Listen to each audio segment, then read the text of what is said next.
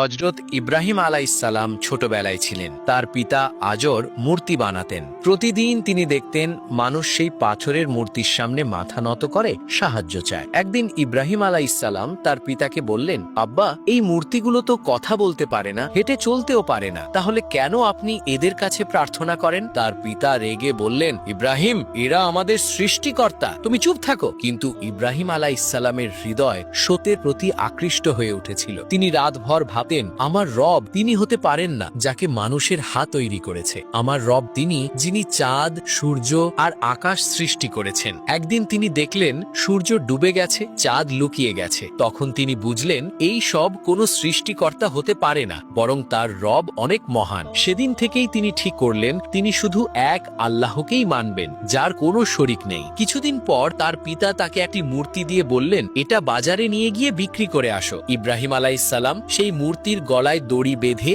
মাটিতে টেনে টেনে বাজারে নিয়ে গেলেন। মানুষ অবাক হয়ে জিজ্ঞেস করলো, ওহে ছিলে, তুমি এটা কি করছো? এই সৃষ্টিকর্তাকে এভাবে কেন নিয়ে যাচ্ছ? ইব্রাহিম আলাইহিসসালাম বললেন, আমি এটাকে বিক্রি করতে এনেছি। কি কেউ এমন সৃষ্টিকর্তা কিনবে যে নিজে কথা বলতে পারে না, চলতেও পারে না? সব মানুষ হাসতে লাগলো, কেউই সেই মূর্তি কিনতে রাজি হলো না। তখন ইব্রাহিম আলাইহিসসালাম বললেন, দেখো, এমন কোন বস্তু কিভাবে সৃষ্টিকর্তা হতে পারে যে নিজের রক্ষা করতে পারে না? আমার রব তিনি, যিনি সবকিছু সৃষ্টি করেছেন, জীবন দেন এবং মৃত্যু দেন। সেদিন থেকেই তার হৃদয়ে মূর্তির প্রতি অবিশ্বাস এবং আল্লাহর প্রতি ভালোবাসা আরো গভীর হয়ে গেল।